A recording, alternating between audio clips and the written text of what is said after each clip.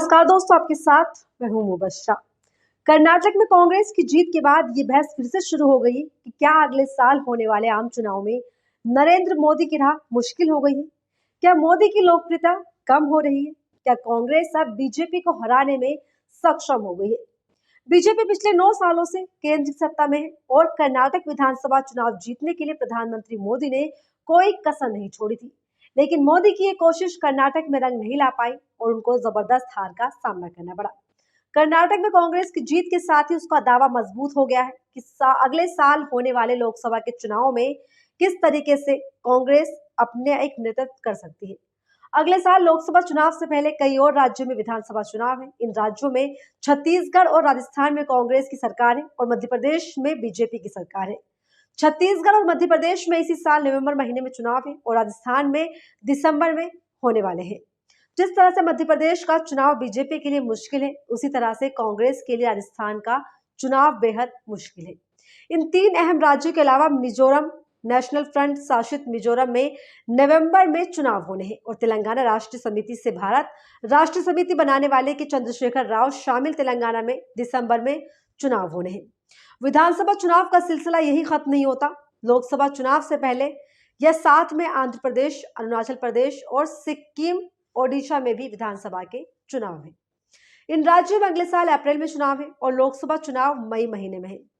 लोकसभा चुनाव से पहले कर्नाटक विधानसभा चुनाव में कांग्रेस की जीत बीजेपी के लिए किसी भी लिहाज से अच्छी खबर नहीं हो सकती। दोस्तों, ओडिशा में नवीन पटनायक, आंध्र प्रदेश में जगन मोहन रेड्डी और तेलंगाना के चंद्रशेखर राव काफी लोकप्रिय नेता हैं। इन 3 राज्यों में बीजेपी की मौजूदगी से भी काफी ज्यादा प्रभावी नहीं हुई है। ऐसे में कर्नाटक के बाद इन राज्यों में बीजेपी के लिए उम्मीद की कोई ठोस वजह बिल्कुल नहीं है।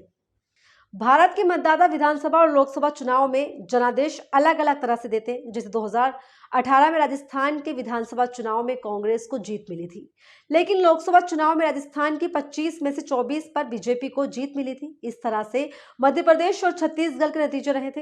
हिंदी प्रदेश में लोकसभा और विधानसभा चुनाव के नतीजे अलग अलग पिछले कई चुनावों में दिख रहे हैं, लेकिन आंध्र प्रदेश, ओडिशा और तेलंगाना के विधानसभा और लोकसभा के नतीजे एक जैसे होते हैं। दोस्तों, कर्नाटक में विधानसभा चुनाव जीतकर भी कांग्रेस इस बात से आश्वस्त नहीं हो सकती कि लोकसभा में भी उसे जीत मिलेगी ही। साल 2013 के कर्नाटक विधानसभा चुनाव में बीजेपी 224 विधानसभा सीटों में 40 पर सिमट कर रह गई थी, लेकिन 2014 के आम चुनाव में बीजेपी को प्रदेश में 28 सीटों में से 17 सीटों पर जीत मिली थी। वहीं 2019 के लोकसभा चुनाव में भी बीजेपी 28 में से 25 सीटों पर जीत हासिल करी थी। हालांकि जिस तरीके से कर्नाटक में भारतीय जनता पार्टी को एक करारी हार का सामना करना पड़ा है, ठीक उसी तरह से कांग्रेस को भी आने वाली चुनौतियों का सामना भी करना बाकी है।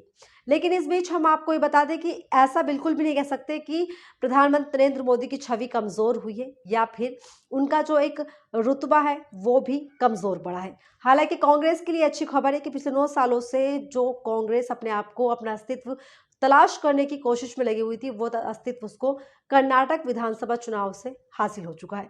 यानी कि 2024 के आम चुनाव में भारतीय जनता पार्टी को सीधी टक्कर कांग्रेस की तरफ से मिलने वाली है। नमस्कार।